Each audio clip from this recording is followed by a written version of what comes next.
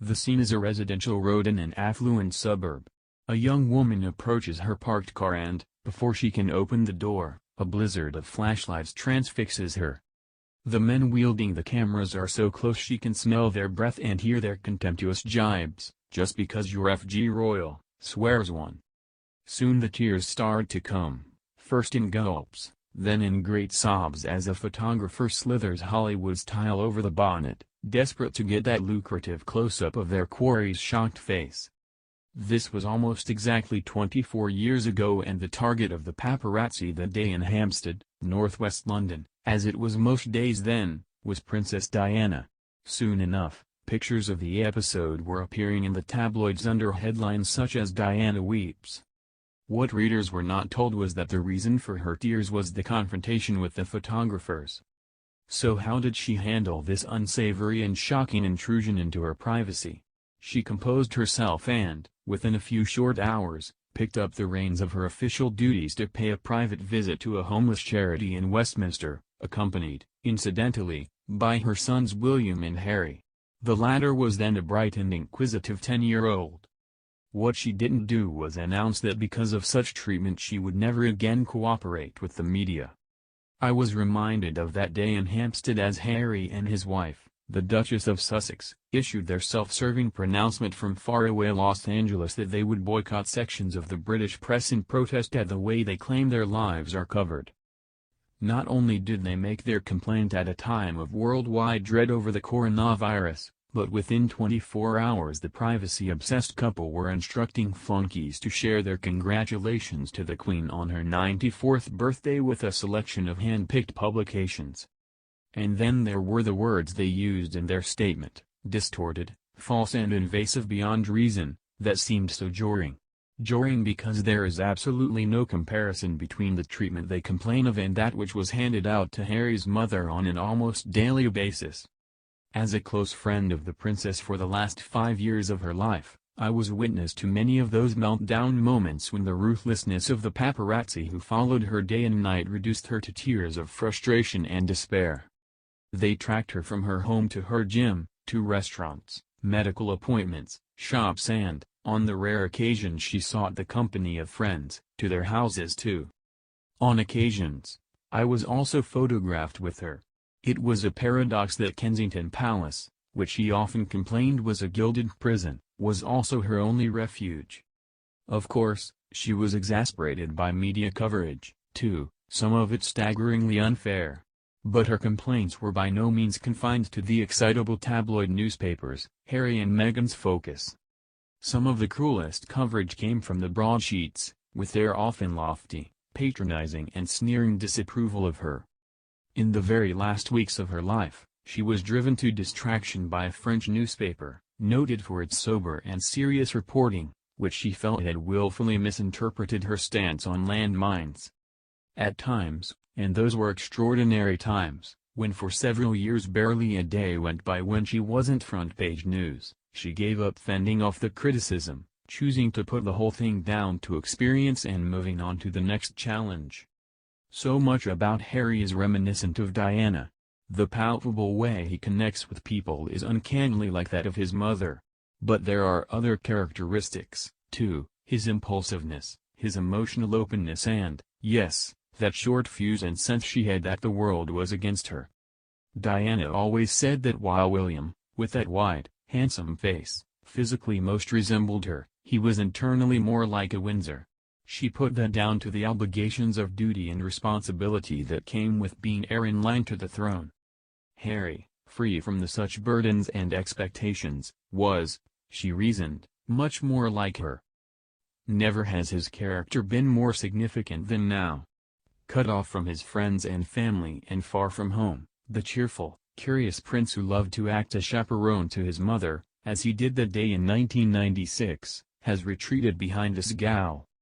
Glimpses of the old Harry, the one who dazzled on those Commonwealth tours, joshing with Usain Bolt, the one glowing with pride and happiness when he was first showing off Meghan to the people of Britain, are still there but they are increasingly rare. The signs of change have been there for some time. Always thin-skinned, he bridled at even constructive criticism. But the real shocks came after he and Meghan were married. The first was the announcement that the Sussexes were quitting Kensington Palace, where they lived next door to William and Kate, for Windsor.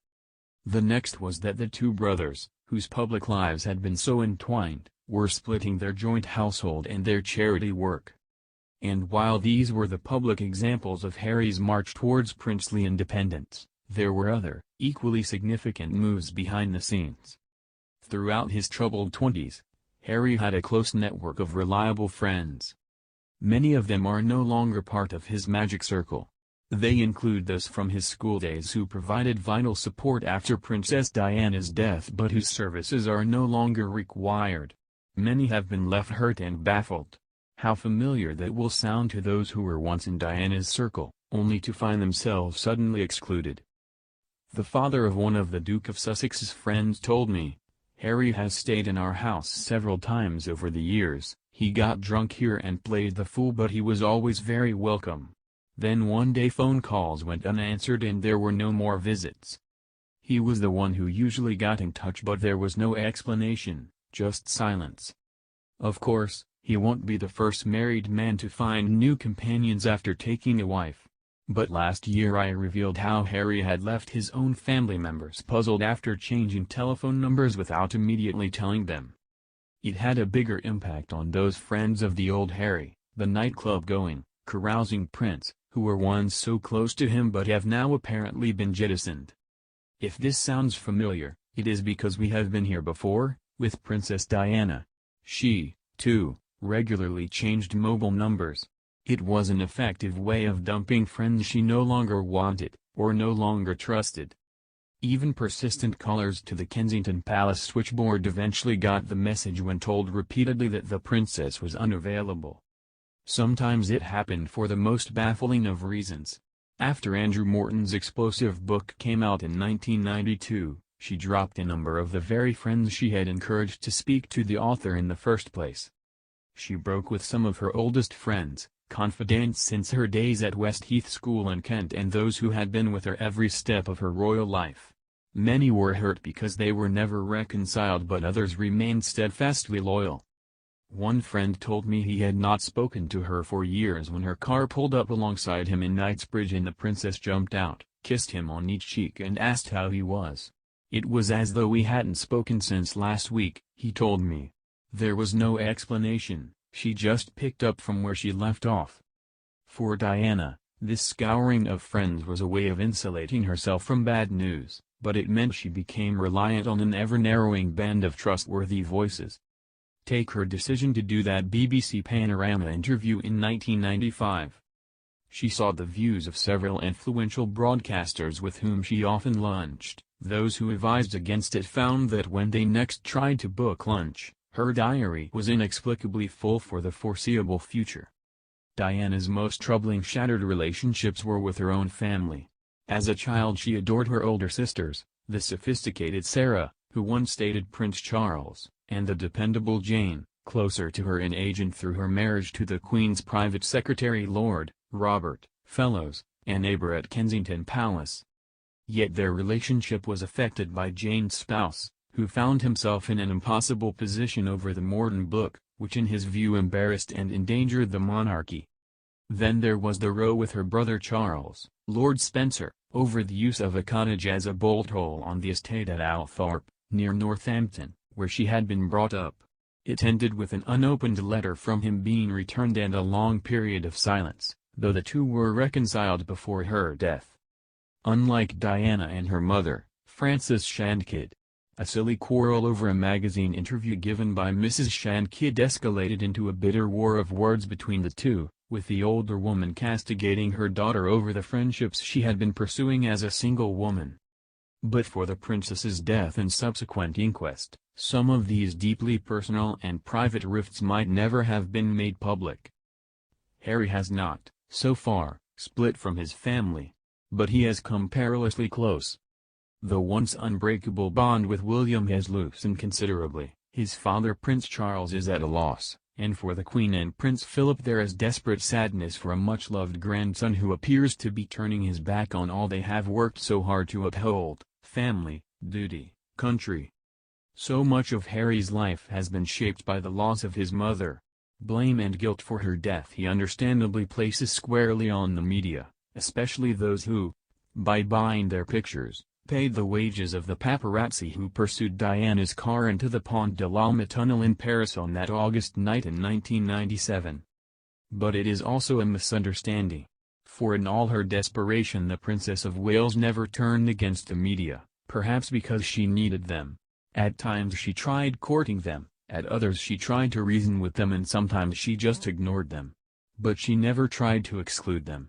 More than anything, she understood that the paparazzi were not the press. Now Harry and Meghan are in Los Angeles, home to the most pernicious photographers in the world.